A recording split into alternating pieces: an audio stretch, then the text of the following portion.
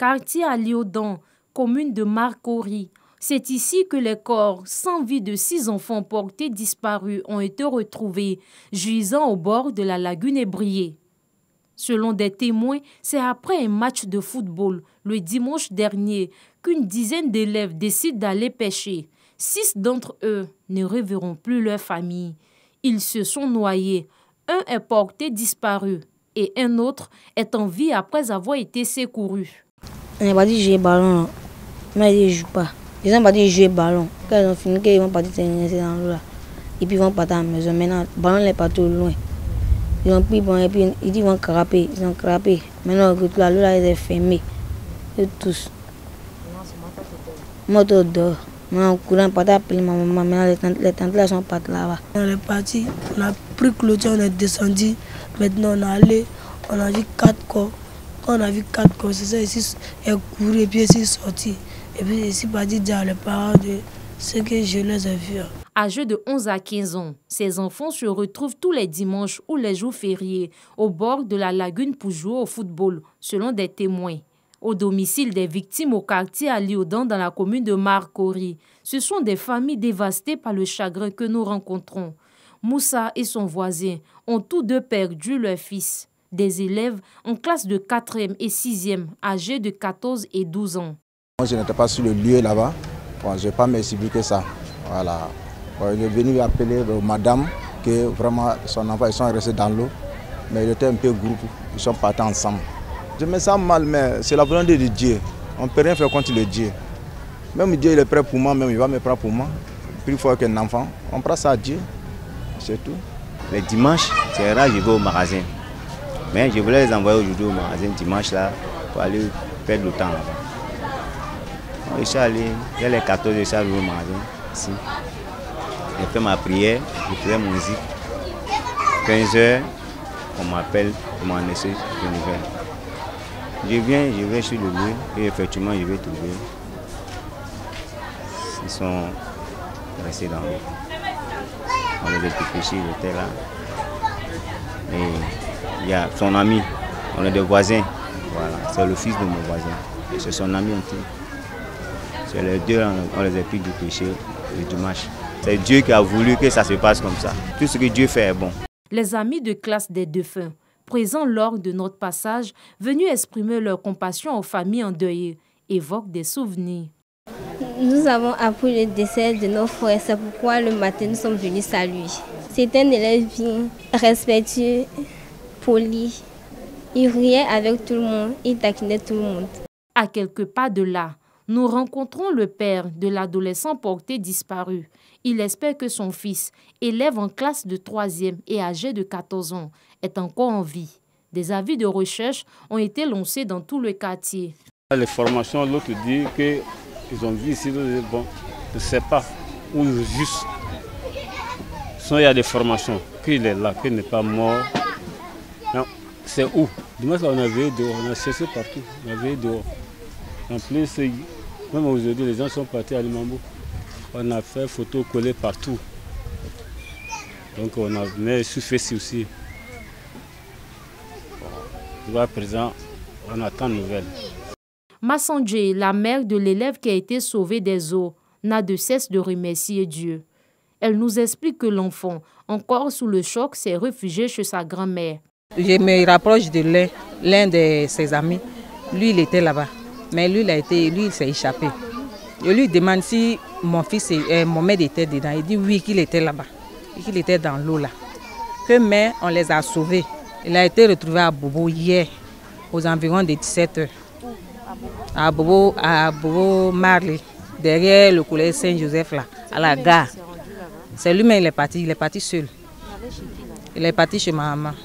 En février 2014, 6 enfants de 10 à 14 ans ont perdu la vie par noyade dans la lagune ébriée, à côté de l'ARSTM, l'Académie régionale des sciences et techniques de la mer de Yopougon. En janvier dernier, un enfant a aussi été retrouvé mort dans la lagune ébriée dans la commune du Plateau. Des drames qui interpellent les parents à plus de vigilance. Vous avez réussi à vos examens, non? Et donc on doit boire. On va boire. J'ai dit on va boire aux examens que moi-même j'ai échoué là, on va boire. Je t'ai dit qu'on a déjà bu ces points. Viens, on va recopier. Un sketch pour interpeller les élèves sur les dangers liés à la consommation de l'alcool. Docteur Yendi, maman te boit depuis que... On fait tout pour les sauver. Nous sommes au lancement du projet SMASHED, un programme international de sensibilisation aux conséquences de l'alcool et ses effets sur la santé conçu par la firme anglaise Collingwood. Le projet SMASHED est dans sa phase pilote en Côte d'Ivoire. Il existe dans 25 pays et a été confié à l'organisation non gouvernementale Ivoire Développement Durable. C'est un projet itinérant. Cette pièce va jouer dans 20 écoles publiques, 2 fois par jour, une le matin, une le soir, en présence de 200 élèves à chaque fois. Donc on va atteindre 400 élèves à chaque fois, avec à la fin de la pièce un débat d'idées entre nous et les élèves pour qu'on voit un peu leur ressenti et leur questionnement vis-à-vis de l'alcool. Lorsque les enfants consomment l'alcool, il y a perte de mémoire, manque de concentration. Cela va avec l'absentéisme. Ils tombent très souvent malades, sans compter les problèmes de foie et autres, et d'estomac. Et donc, il peut même arriver jusqu'à des accidents comme ce qu'on a vu dans la scène théâtrale tout à l'heure. Le projet est à sa première édition et va s'étendre dans les autres établissements scolaires des villes de l'intérieur du pays. Grande mosquée de la Riviera Golfe. Le nouveau président du Conseil supérieur des imams des mosquées des affaires islamiques à COSIM reçoit des mains des responsables du comité de transition son acte de désignation en tant que nouveau guide suprême de la communauté musulmane de Côte d'Ivoire. Il avait été désigné par ses pairs à travers ce comité de transition, nouveau président du COSIM le 25 avril dernier. Les imams ont, à la majorité absolue, désigné en qualité de Cheikh al-A'imma, président du Conseil supérieur des imams des mosquées et des affaires islamiques en Côte d'Ivoire, guide de la communauté musulmane nationale, l'imam Diakité Ousmane. Le tout nouveau cheikh Aïma Ousmane Diakité, en s'adressant à ses pairs, les a invités, eux et l'ensemble de la communauté musulmane, à la cohésion et à l'union. Je m'engage avec vous à faire rayonner notre institution commune au plan national et international dans la préservation de l'image de paix, de tolérance religieuse de notre pays.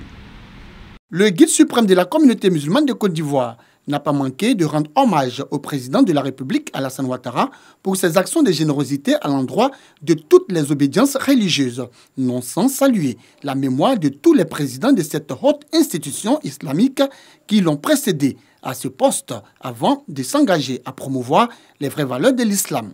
Cheikh Aïma Ousmane Diakité dit compter sur le soutien de toute la communauté pour lui permettre de mener à bien la mission à lui confier. J'ai besoin de vous tous, sans exception, sans exclusion. J'en appelle donc à l'union sacrée, car ensemble, nous sommes plus forts. À l'issue de la rencontre, le nouveau président du COSIM a désigné l'imam Daouda Kone, imam principal de la mosquée de Cocody à Touban, nouveau secrétaire exécutif du COSIM. Il sera chargé de lui proposer dans les tout prochains jours un nouveau bureau exécutif du COSIM. Les Jeux Olympiques Tokyo 2021, c'est du 23 juillet au 8 août au pays du soleil levant.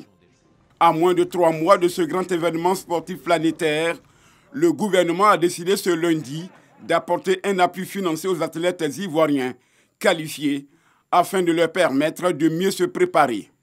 Ainsi, plus de 200 millions de francs CFA ont été dégagés pour les 7 disciplines dans lesquelles la Côte d'Ivoire sera représentée. Nous avons l'espoir d'engranger de nombreuses médailles. Notre objectif est d'avoir 5 médailles à ces Jeux Olympiques parce que nous avons des performances en taekwondo, en athlétisme et aussi en aviron, tir à l'arc et pourquoi pas avec notre équipe olympique de football qui est dans une poule très difficile, nous le savons, mais qui bénéficiera d'une préparation en conséquence. L'équipe de football olympique empoche 42 millions. En taekwondo, Cissé Cheikh Salah et Ruth Gbagbi bénéficient chacun de la somme de 15 millions. Nous sommes dans la phase de la préparation et on espère que tout va bien se passer. Les Ivoiriens peuvent compter sur nous. Et on a le soutien de notre ministère, de notre gouvernement et voilà, on va donner le meilleur de nous. L'athlétisme, le judo, le tir à l'arc, l'aviron font également partie des disciplines bénéficiaires de l'aide de l'État. À Rio, en 2016, la Côte d'Ivoire est rentrée avec 2 médailles, dont une en or, remportée par Cissé Cheikh Sala. Une performance que les athlètes ivoiriens tenteront d'améliorer à Tokyo.